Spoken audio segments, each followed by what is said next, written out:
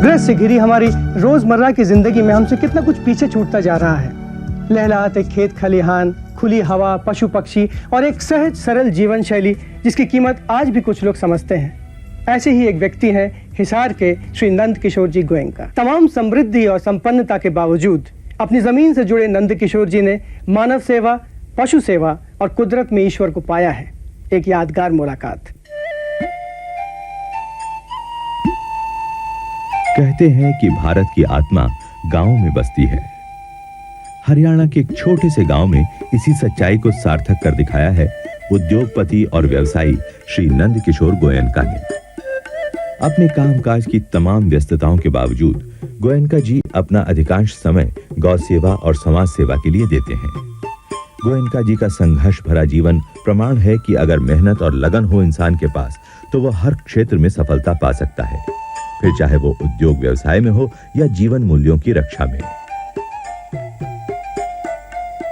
सन 47 में मैं पाकिस्तान से आकर मंडी आदमपुर में दुकान के ऊपर बिजनेस शुरू किया तो बहुत अच्छा उस समय स्कोप था बिजनेस का,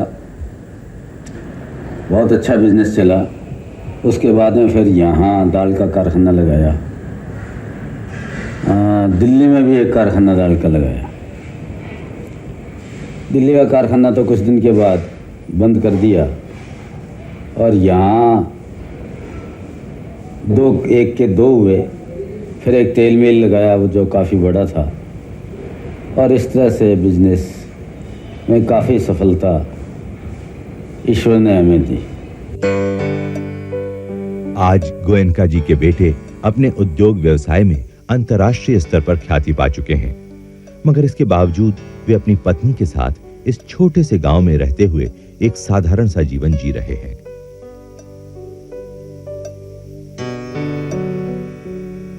गोयनका जी की दिनचर्या शुरू होती है गायों की सेवा और खेतों की देखभाल से। उन्होंने इसी जीवन शैली में अपने आप को रचा बसा रखा है।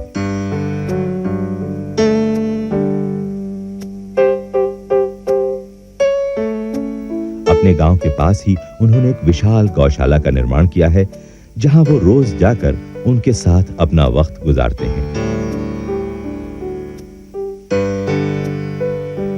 वे अपनी गौशाला की गायों की अपने बच्चों की तरह सेवा करते हैं और ये मूक व निरीह गायें भी मानो रोजाना उनके आने का बेसब्री से इंतजार करती हैं। गाय को वो उसी तरह पूजते हैं जैसे कोई भगवान को पूजता है। गौ हमारे गोधन कहा है इसमें ऋषि मुनियों ने, तो इसकी सेवा से ये पूरी साक्षात लक्ष्मी की मूर्ति है, ऐसा कहना चाहिए। ये हमारे खेतों को इसके गोबर और गौमूत्र से इतनी ऊर्जा मिलती है जिससे आज तक भारत के अंदर ये इतना जो अन्न और ये सारा हो रहा है, ये सब गौ माता की कृपा ही है।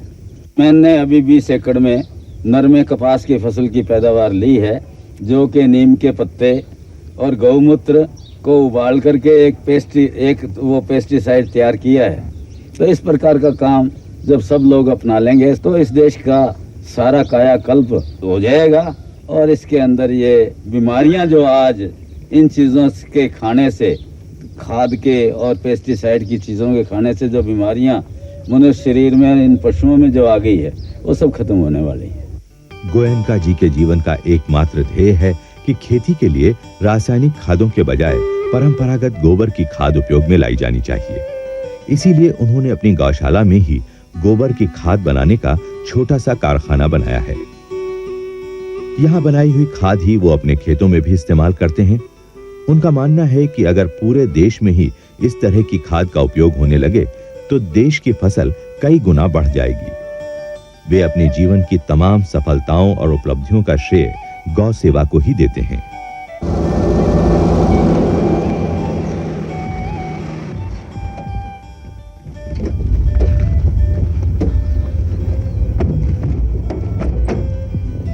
ये सारा जी 1194 में उजाड़ हुआ।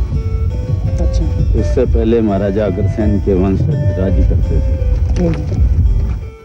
गोयनका जी ने एक और महत्वपूर्ण काम अपने हाथ में ले रखा है, वो है हिसार में स्थित महाराजा अग्रसेन की जन्मभूमि के उद्धार का। मेरे सामने अग्रवाल विकास ट्रस्ट का परिसर है। उसके अंदर एक मंदिर जिस पर काफी सोना दिखाई दे रहा है, वो अग्रकुल देवी माता लक्ष्मी जी का शक्तिपीठ है। जो स्थान पिछले कई वर्षों से वक्त के थपेड़ों की मार झेलते हुए उजाड़ पड़ा था, उसे गोयनका जी ने अपने समाज के लोगों के सहयोग से इस पूरे क्षेत्र का कायाकल्प करके एक मिसाल कायम की है।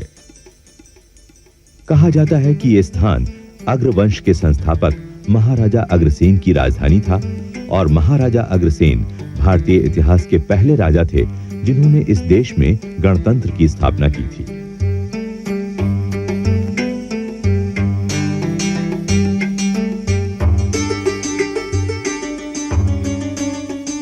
महाराजा अग्रसेन के बारे में एक बात यह भी प्रसिद्ध है कि उनकी राजधानी में बाहर से कभी कोई गरीब व्यक्ति आ जाता था तो राज्य के हर आदमी की ओर से उसे एक एक ईंट और एक स्वर्ण मुद्रा देकर उसके जीवन यापन और व्यवसाय करने के लिए मदद उपलब्ध कराई जाती थी।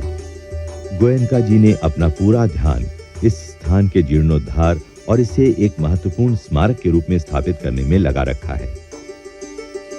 आज ये स्थान एक आकर्षक तीर्थ स्थल के रूप में तो विकसित हुआ ही है, साथ ही करोड़ों लोगों के लिए श्रद्धा और विश्वास का केंद्र भी बन चुका है।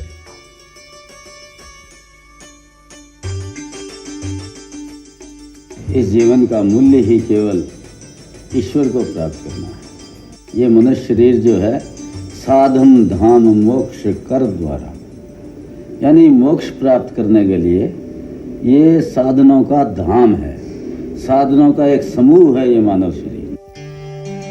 हमारे देश की अपनी एक अलग सांस्कृतिक पहचान है और इस पहचान के पीछे हैं नंद किशोर गोयनका जैसे तपस्वी और निष्काम कर्मयोगी लोग, जिनका उद्देश्य मात्र धन कमाना नहीं बल्कि उस धन को समाज में वापस लौटा देना है। गोयनका जी ने गायों की सेवा और भारतीय कृषि व्यवस्था को उसके मूल रूप में स्थापित करने का जो व्रत लिया है, निश्चित ही भारतीय अर्थव्यवस्था के क्षेत्र में उसके दूरगामी परिणाम सामने आएंगे।